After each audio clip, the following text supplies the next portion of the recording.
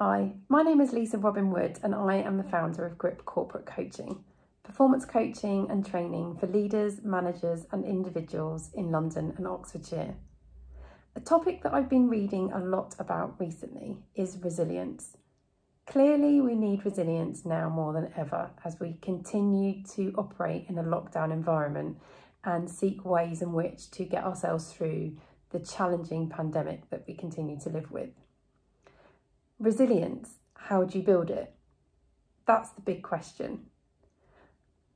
Talking about resilience reminds me of a quote that I took from a friend a few years ago and that has stayed with me for, ever since.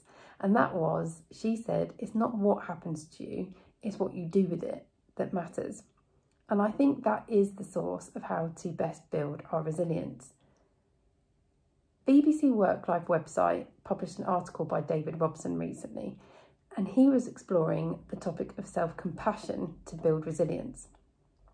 I think there's always been this age-old view about looking internally and exploring yourself, which absolutely is the right thing to do, but it's definitely important to consider the tone in which you're conducting your exploration. Self-criticism doesn't work. It increases your unhappiness, it increases your stress, and actually it's more likely to cause procrastination.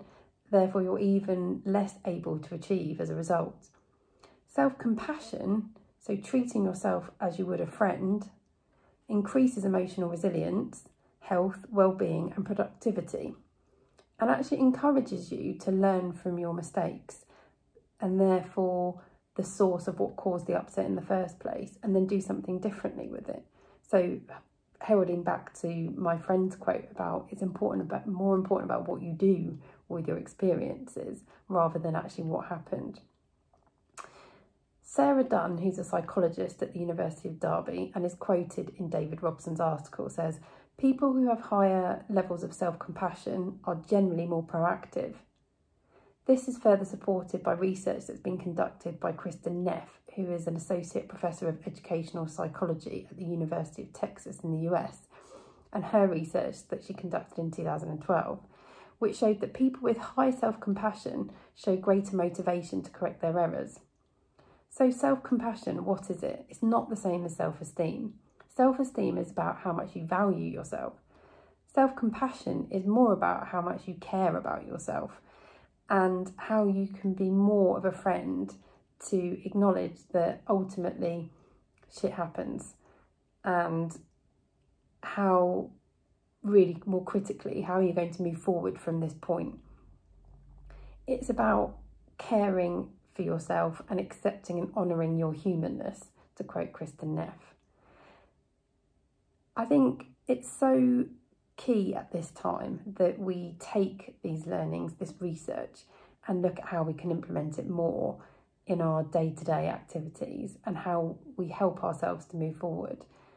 There is so much that is out of our control in this situation and that we cannot change. And that can be so unsettling. It can create anxiety and it can create a sense of panic, clearly, around what we're going to do. And I think day to day, recognising what we have done, not what we haven't, is important. I think recognising that the way we feel is a natural reaction, and it is important that we accept our feelings, not criticise them, but accept them and look at what we can do differently, and ultimately look at the things that are in our control that we can change, but recognise that even at this stage that could be smaller, and that's okay. So I think self-compassion is the way forward to help ourselves right now and to help us to continue to be resilient during this situation.